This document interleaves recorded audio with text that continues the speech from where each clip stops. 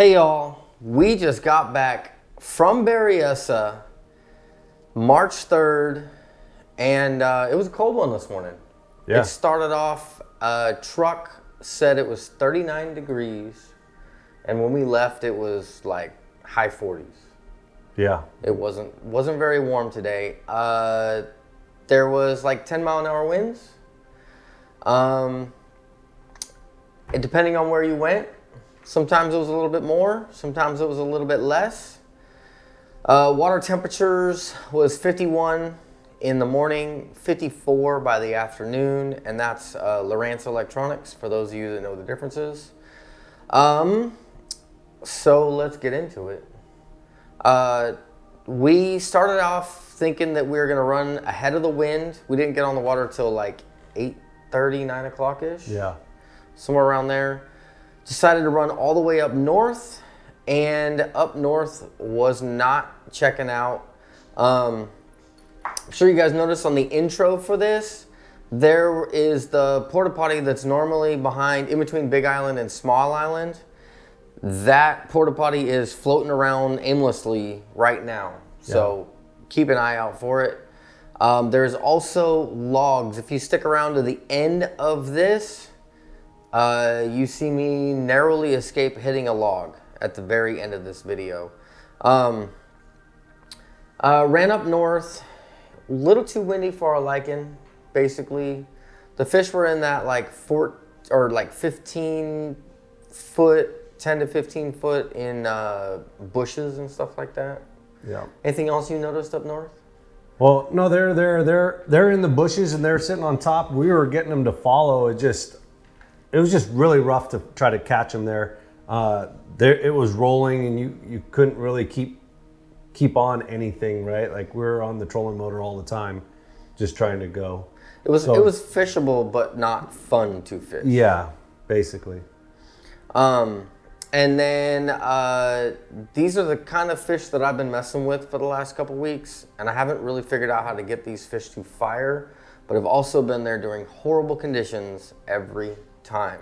Yeah, because there was a tournament not that long ago that somebody put 30 pounds up on the scales at Berryessa. Yeah, so they're the right fish. I just haven't got to time them right.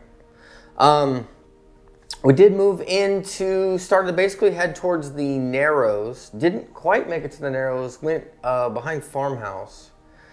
And I ended up picking up an underspin with Ghost Rainbow is the color.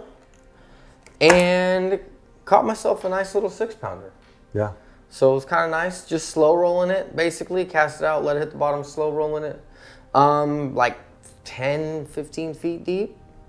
Didn't get any other fish to go inside there. I got hit. We did get it to hit. I forgot about that. I did get hit I threw a flashy swimmer with a rainbow shad, 3.3. He's throwing a 3.8. I was throwing the 3.3 rainbow shad, and I got hit, but it took my worm off the hook, the Kitech, but it didn't hook up. Yeah, it just didn't quite get hooked. Probably had the whole thing eaten, just didn't get the hook in there. Yeah. Next we milled around in there. I was actually looking for crappie. There's some trees back up in there. Yeah. I was really looking for crappie inside there. There were some crappie on the outside. On that outside edge, there were crappie. We went back up in the trees and didn't see anything in there, but there's little schools floating around out there. Next, we went into the Narrows, and when I got into the Narrows, I picked up an A-rig. This has threadfin shad on it, and these are 2.8s, and these are 3.3s. Picked up a smallmouth on a rock point, basically. Next, after that, the wind had pretty much died down in that area, right? Yeah, it kind of died down. It was actually decent. I think we actually took our jackets off for a while. Yeah, before the rain started back up again. That was the other thing. It's off and on showers throughout the whole day. And I picked up a drop shot and started, messing around. I was throwing good old Sorry Steve, right? Watermelon candy flick shake in the 4.8. And I picked up a personal best. You did. Very first fish of the day. Picks up a personal best, a 340. No, sorry. Whoa. 447. Yeah. Spotted bass. That thing was a tank. It's nice and fat. This is my biggest spotted bass that Yeah. I've caught. It's been eaten. It was very healthy fish. When I set the hook on it, I could feel the head shakes on it. It was a good fish. Yeah, I didn't have to see color this time. I knew I just went straight to the net. So basically, our first two fish was a 6 and change, 6 1/4, and then his 4.5 for our first two fish. So it started out really good. Yep. Then I was getting a lot of follows on the A-rig, but nothing committing besides that one.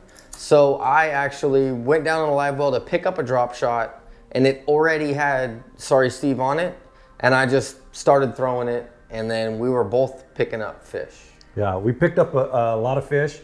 I actually changed to a morning dawn to try to throw something different, to give a different report. But I ended up going right back to Sorry Steve, and basically you're throwing out in between 10 and 20 foot, let it fall to the bottom, 20 seconds, 10 seconds, lift it up to see if there's something there. If there wasn't something there, reel it up, fire it back out again. Yeah, basically. So it's just long dead sticking. So basically, yeah, like you're saying, is all we're doing is casting out, hit the bottom, talk some crap to each other for a little while, and that's what the whole bite was. Yeah. I think I did have one underneath the boat that I was shaking it, and when I was shaking it, it got to eat, just like a slow shake, nothing crazy, right? Just a little slow shake. There was another one that I set the hook on, and it was coming up, and it came off, and it went down, and James threw in behind me, right where it went down at.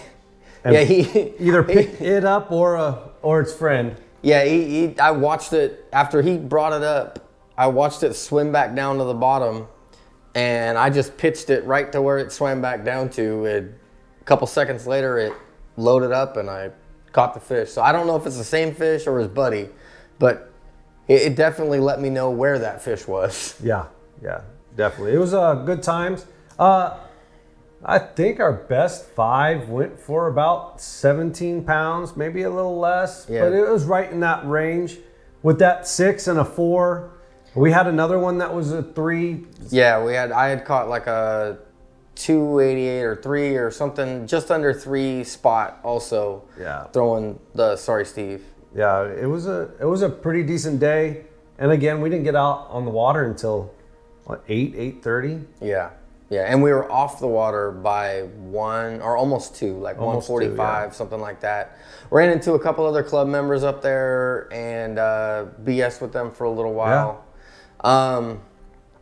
As far as crappie to run down, we were gonna run up into the docks. We've heard that there's crappie in the docks of Pleasure Cove and of Markley Cove. Yeah. But we didn't run into there. It was getting kind of late in the day, and we had other things to do, like put out this video. And it started raining. Yeah, hard, and it hard. Yeah, it got more consistent rain for sure. Be careful out there, though. The water level is definitely higher. It's only like maybe 3 foot from the glory hole right now, and there's definitely wood floating around out there. Just coming down Capel Cove and looking off the side, you could see logs floating out there. Yeah. So definitely be careful when you're out there running. Yeah, and like I said, at the end of this video is a clip of me narrowly swerving to miss a log that is basically a tree stump, like the without the branches tree. Yeah. That was probably 30 foot long, somewhere around there. 20 plus foot, 30 foot. And that was in Capel Cove, out in between Spanish Flats and Steel Park. Yeah, going right through that gap, and I luckily saw it last minute enough to get off of the trunk area and go towards the branch and kind of shoot that gap a little bit. But basically, I barely missed it. Yeah. So got my heart going, that's for sure.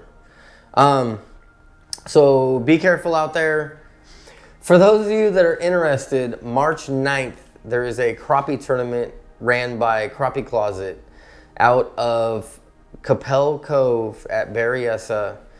I'm not affiliated with them at all. They sent an invite to me on Instagram. I'm not able to fish the tournament, but I will pass on the word to others. It's nice to give a little bit of a voice to the smaller tournaments. With our Reapers Open, we're also a smaller tournament, so it's nice when people give us shout outs. So Yep. that's why I turned around. If you have any comments, questions, hit them down below. Other than that, you can always hit me up on Instagram. That's Straight Hooked Fishing. And until next time, I hope you get them.